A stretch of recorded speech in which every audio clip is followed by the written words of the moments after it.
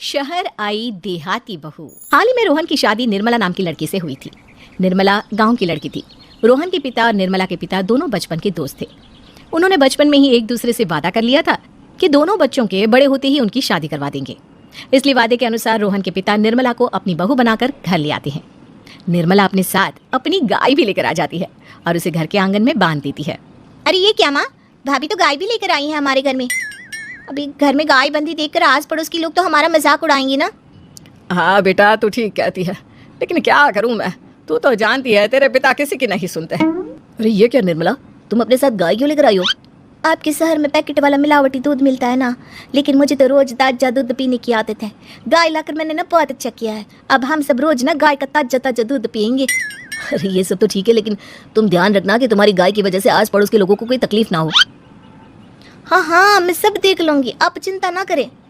कुछ दिन बीत जाते हैं। फिर एक दिन, चल बहू, आज हमें बाजार से सब्जी खरीदने जाना है। उसके बाद सुनीता निर्मला को बाजार में ले जाती है। सब्जी के महंगे दाम देखकर निर्मला के तो होश उड़ जाते हैं। ये क्या माँ जी, 1000 रुपए की सब्जी, ये तो बहुत ही ज्यादा है। अब क्या करे बहू, शहर का तो यही हाल है। ना, मैं इस तरह पैसों की बर्बादी बर्दाश्त नहीं कर सकती। अब से ना हम इस बाजार से सब्जी नहीं खरीदेंगे। यहाँ फिर अगले दिन निर्मला घर के आंगन की मिट्टी खोदकर वहाँ तरह तरह की सब्जियां लगा देती है। अरे काव्या, तेरी भाभी तो बहुत अजीब है, उसने तेरे पूरे आंगन को खेत बनाकर रख दिया। मेरी समझ में नहीं आता तुम लोग इस लड़की को कहाँ से पकड़ कर लाए हो। अरे सब मेरे पिताजी का किया धरा है। सालों पहले अपने दोस्त से किए वादे के चलते उन्होंने उस गवार को हमारे गले बांध दिया। अरे तेरी भाभी सच में एक नंबर की गवार है। उसे तो ढंग के कपड़े पहनने तक नहीं आते, ऊपर से उसने तेरे घर को गांव का तबेला बनाकर रख दिया है। फिर एक दिन रोहन निर्मला को एक शादी में ले जाता है। सभी मेहमान खाना खाने में व्यस्त थे। उधर रोहन भी अपने दोस्तों से गप्पे लड़ाने लगता है। तभी निर्मला तंदूरी चिकन के स्टॉल से ढेर सारे लेग पीस उठाकर अपने पर्स में डालना शुरू कर देती है। घर जाने के बाद इसे फ्रिज में रख दूंगी और कल सुबह मजे से खाऊंगी। फिर खाना खाने के बाद दोनों पति पत्नी वहां से जाने लगते हैं, लेकिन तभी दुल्हन का भाई उन्हें रोक लेता है। अरे ये सब क्या है? मैंने यहाँ खाना खाने के लिए सबको बुलाया था, खाना चोरी करने के लिए नहीं। तुमने पर्स में जो चिकन के लेग पीस छुपा रखे ना, चलो बाहर निकालो उन्हें। दुल्हन का भाई फौरन निर्मला से पर्स छीनकर सारे लेग पीस बाहर निकाल लेता है। मैंने इतना खर्चा करके खाने पीने का इंतजाम किया है और तुम हो कि यहाँ से खाना चोरी करके ले जा रही हो? शर्म आनी चाहिए तुम्हें। वहाँ मौजूद सभी लोग निर्मला को भला बुरा कहने लगते हैं। अपनी बेइज्जती होते देख रोहन दुल्हन के भाई से माफी मांगकर निर्मला को घर ले आता है। निर्मला, आज तुमने सबके सामने मेरी नाक कटवा दी। आखिर तुम्हें चिकन के पीस चुराने की जरूरत क्या थी? मुझे माफ कर दीजिए रोहन जी। दरअसल ना हमारे गांव में जब भी शादी होती थी तब मैं और मेरी सहेलियां इसी तरह शादी से ढेर सारा खाना लेकर आते थे।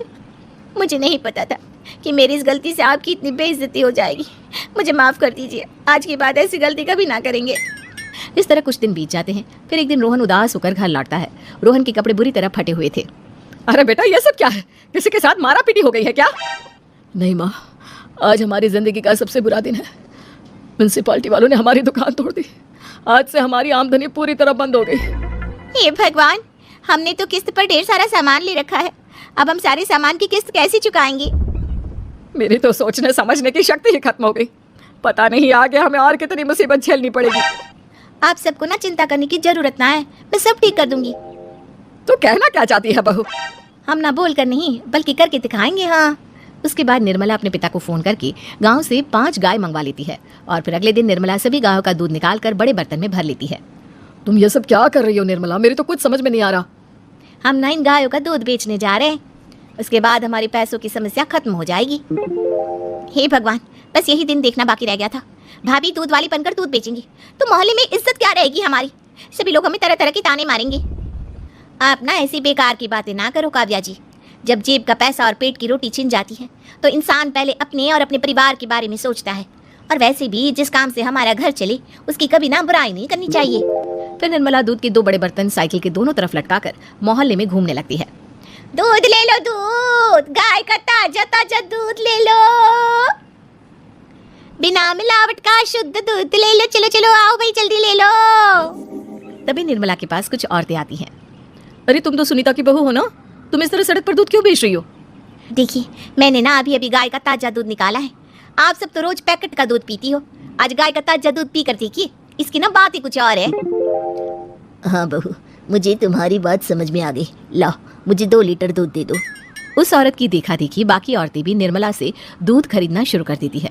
थोड़ी ही देर में निर्मला सारा दूध बेचकर ढेर सारे पैसे इकट्ठे कर लेती है। उसके बाद निर्मला घर जाकर सारे पैसे अपनी सास को पकड़ा देती है। अरे बहू, इतने सारे पैसे! सच में तेरा आइडिया तो काम कर गया। अरे माँ जी, आप तो बस देखती जाइए, कुछ ही दिनों में मैं अपने घर की सारी समस्या खत्म कर दूंगी। हाँ। फिर अगले दिन से निर्मला गायों के गोबर से ढेर सारे उपले तैयार करके बेचना शुरू कर देती है। निर्मला को पैसे कमाते देख रोहन के अंदर भी हिम्मत आ जाती है और वो भी दूध बेचने का फैसला करता है। निर्मला के कहने पर उसके पिताजी कुछ और गायों का बंदोबस्त कर देते हैं। इस तरह दोनों पति पत्नी मिलकर दूध बेचना शुरू कर देते हैं। कुछ ही महीनों में उनका दूध का व्यापार खूब फल फूल जाता है। इसके चलते रोहन एक बड़ी दूध की डेयरी भी खोल लेता है। पिताजी, जब आपने निर्मला से मेरी शादी करवाई थी तब मैं मन ही मन आपको कोसा करता था, लेकिन आज मेरी समझ में आया कि आपका फैसला बिल्कुल सही था। आज अगर निर्मला ना होती तो पता नहीं हमारा क्या हाल होता। हाँ बेटा, तू ठीक कहता है। हमारी बहू ने तो हमें उजड़ने से बचा लिया। भगवान ऐसी बहू सबको दे। इस तरह निर्मला की समझदारी के चलते सब कुछ ठीक हो जाता है और वो सभी हंसी खुशी अपना जीवन जीने लगते हैं।